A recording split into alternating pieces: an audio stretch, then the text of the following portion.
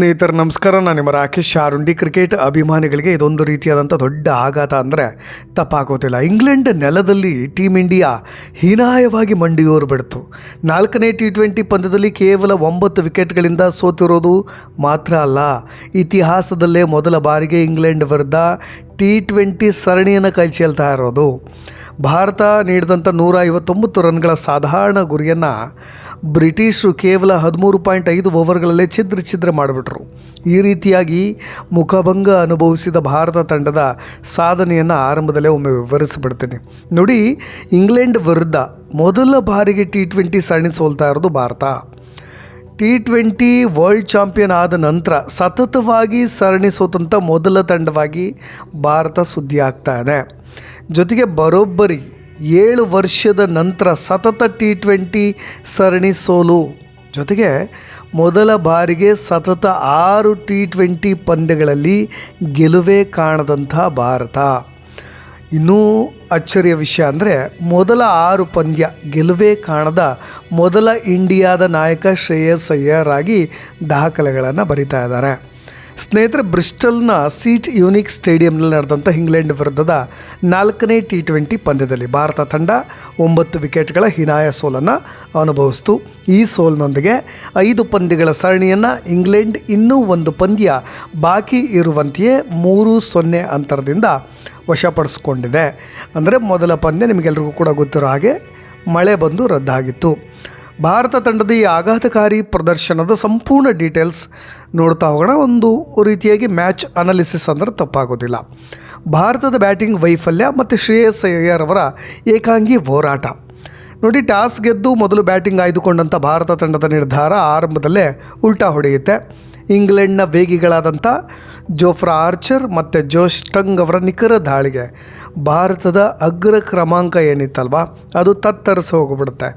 Power ಪ್ಲೇನಲ್ಲಿ ಆಘಾತ ಉಂಟಾಗಿದ್ದು ಆರಂಭಿಕ ಆಟಗಾರರಾದಂಥ ವೈಭವ್ ಸೂರ್ಯವಂಶಿ ಕೇವಲ 14 ರನ್, ಇಶಾನ್ ಕಿಶನ್ 10 ಮತ್ತು ಅಭಿಷೇಕ್ ಶರ್ಮಾ 15 ಅಬ್ಬರಿಸ್ಲಿಕ್ಕೆ ಹೋಗಿ ವಿಕೆಟನ್ನು ಒಪ್ಪಿಸಿದ್ರು. ಯಾಕೆ ನಾನು ಕೇವಲ ಅನ್ನೋ ಪದ ಬಳಸಿದೆ ಅಂದರೆ ವೈಭವ್ ಸೂರ್ಯವಂಶಿ ಮೇಲೆ ಭಾಳಷ್ಟು ಹೋಪ್ ಇತ್ತು, ಭಾಳ ನಿರೀಕ್ಷೆಗಳಿತ್ತು. ಅವರನ್ನು ಹೊಗಳಿ ಅಟ್ಟಕ್ಕೇರಿಸಿಬಿಟ್ಟಿದ್ರು ಎಲ್ಲ ಕ್ರಿಕೆಟ್ ಪಂಡಿತರು ಕೂಡ.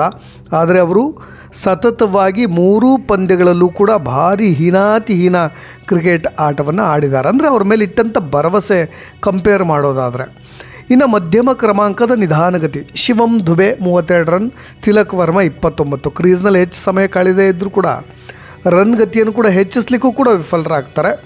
ಇನ್ನು ನಾಯಕನ ಜವಾಬ್ದಾರಿಯುತವಾದಂಥ ಆಟ, ಕರಾರುವಕ್ಕಾದಂಥ ಬೌಲಿಂಗ್ ನಡುವೆಯೂ ಕೂಡ ಶ್ರೇಯಸ್ ಅಯ್ಯರ್ ಅವರು ಅಜೇಯ 80 ರನ್ ಗಳಿಸಿ ಅವ್ರಿಗೊಂದು ದೊಡ್ಡ ಶೇಪ್ ಔಟ್ ಆಗಿತ್ತು. ಯಾಕೆಂದರೆ ಈ ಮ್ಯಾಚಿನ ಸೋಲಿನ ನಂತರ ಸತತವಾಗಿ ಸೋಲ್ತಾ ಇರೋದ್ರಿಂದ ಎಲ್ಲ ಸೋಲನ್ನು ಕೂಡ ಶ್ರೇಯಸ್ ಅಯ್ಯರ್ ಅವರ ತಲೆಗೆ ಕಟ್ಟೋ ಪ್ರಯತ್ನಗಳು ನಡೀತಾ ಇರುವ ನಡುವೆ ಅವರು ಇವತ್ತಿನ ಪಂದ್ಯದಲ್ಲಿ 80 ರನ್ ಗಳಿಸಿದ್ದು ಸ್ವಲ್ಪ ಸೇಫರ್ ಸೈಡ್ ಅಂತ ಹೇಳ್ಬೋದು ನೋಡಿ. 20 ಓವರ್ಗಳಲ್ಲಿ 158ಕ್ಕೆ 7 ವಿಕೆಟನ್ನು ತಲುಪಿಸಿದರು.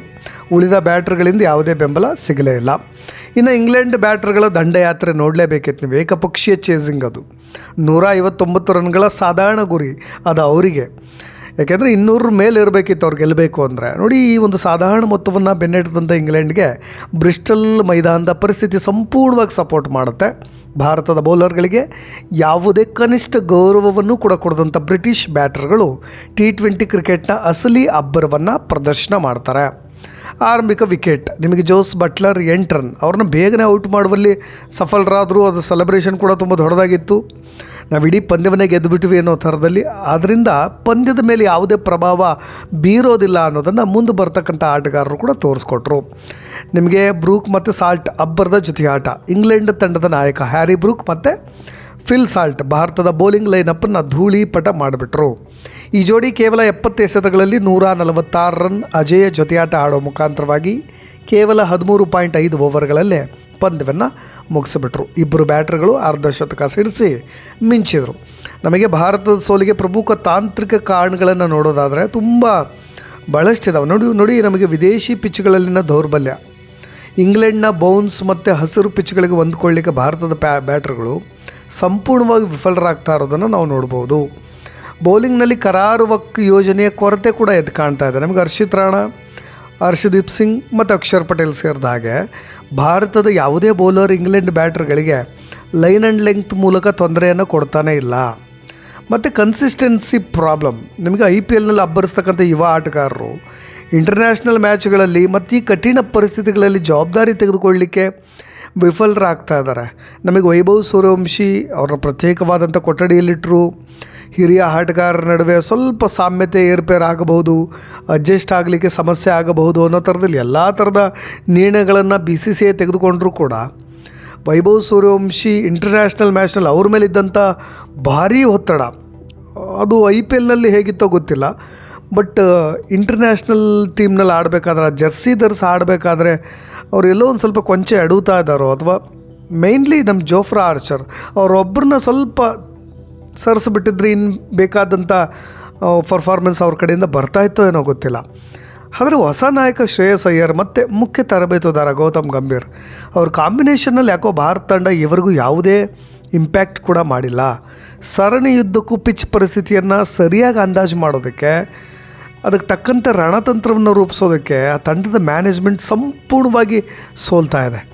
ನಮಗೆ ನಾಯಕನಾಗಿ ಶ್ರೇಯಸ್ ಅಯ್ಯರ್ ಬ್ಯಾಟಿಂಗ್ನಲ್ಲಿ 80 ರನ್ ಮಿಂಚಿದ್ರು ಕೂಡ ಬೌಲಿಂಗ್ನಲ್ಲಿ ಬದಲಾವಣೆ ಮಾಡೋದು ಅಥವಾ ಫೀಲ್ಡ್ ಸೆಟ್ಟಿಂಗ್ನಲ್ಲಿ ಸ್ವಲ್ಪ ತಬ್ಬಿಬ್ಬಾಗ್ತಕ್ಕಂಥ ಅವ್ರ ಮುಖದರ್ಶನವೂ ಕೂಡ ಆಯಿತು. ಹಾಗಾಗಿ ಎಲ್ಲೋ ಒಂದು ಕಡೆ ತುಂಬ ಡಿಸ್ಟ್ರ್ಯಾಕ್ಷನ್ಸ್ ನಮ್ಮ ಭಾರತ ತಂಡದಲ್ಲಿ ಕಾಣ್ತಾ ಇತ್ತು. ನಾಯಕ ಶ್ರೇಯಸ್ ಅಯ್ಯರ್ 80 ಒಂದು ಕಡೆ ಹೋರಾಟ ನಡೆಸ್ತಾ ಇದ್ದರು.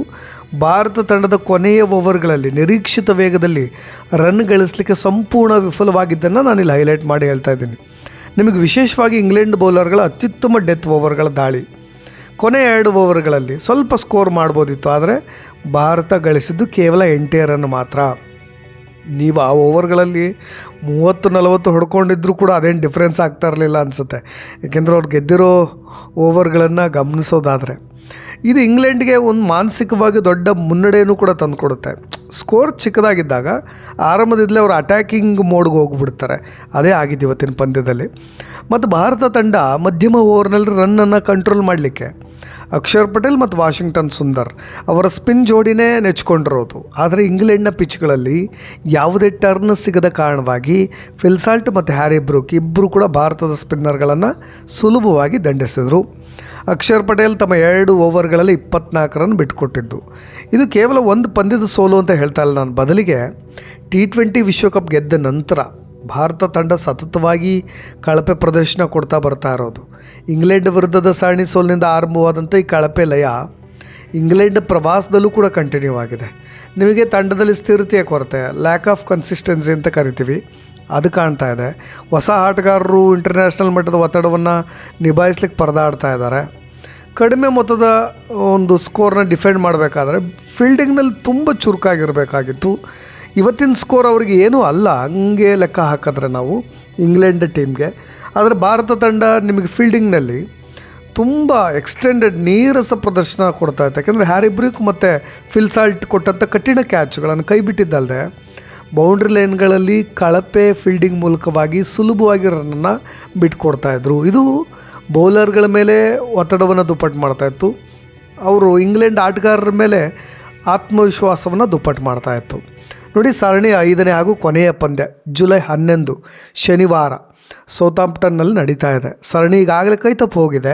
ಕೊನೆಯ ಪಂದ್ಯದಲ್ಲಿ ನಿಮ್ದು ಏನಾದರೂ ಹೊಸ ಪ್ರಯೋಗಗಳಿದ್ದರೆ ದಯವಿಟ್ಟು ಜಯದ ಹಾದಿಗೆ ಮರಳುವಂಥ ಪ್ರಯೋಗಗಳನ್ನು ಮಾಡಬಹುದು.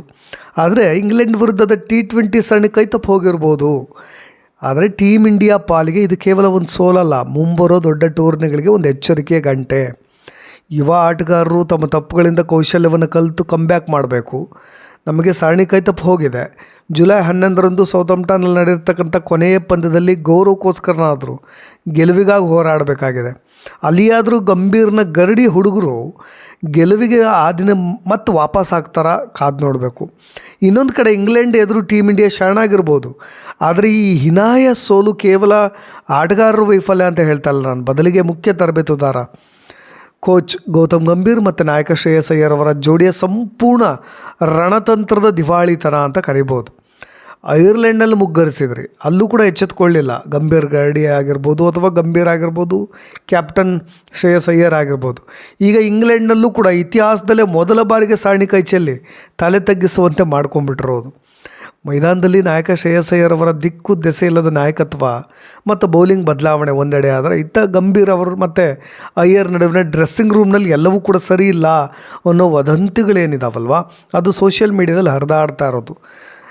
ನೀವು ಫಾರ್ಮ್ನಲ್ಲಿದ್ದಂಥ ಸಂಜು ಸ್ಯಾಮ್ಸನ್ 3 ಮ್ಯಾಚ್ ಆಡಲಿಲ್ಲ ಅಂತ ವೈಭವ್ ಸೂರ್ಯವಂಶಿ ನೆಚ್ಚಿಕೊಂಡ್ರಿ. ಓಕೆ, ಆಟಗಾರನ ಸತತವಾಗಿ ಬೆಂಚ್ ಕಾಯಿಸಿ ಹಠಮಾರಿ ನಿರ್ಧಾರಗಳಿಂದ ತಂಡವನ್ನು ಮಗದೊಮ್ಮೆ ಪ್ರಪಾತಕ್ಕೆ ತಳ್ಳಿದ್ದು ಯಾರು ಅನ್ನೋದನ್ನು ಪ್ರಶ್ನೆ ಮಾಡ್ಕೊಳ್ಬೇಕು. ಇನ್ನು ಗಂಭೀರ್ ಅವರ ಅಗ್ರೆಸಿವ್ ಕ್ರಿಕೆಟ್ ಮಂತ್ರ ಬರೀ ಮಾತಿಗಷ್ಟೇ ಸೀಮಿತನ ಅನ್ನೋ ಥರದಲ್ಲಿ ಆಗಬಾರ್ದು ಚರ್ಚೆ.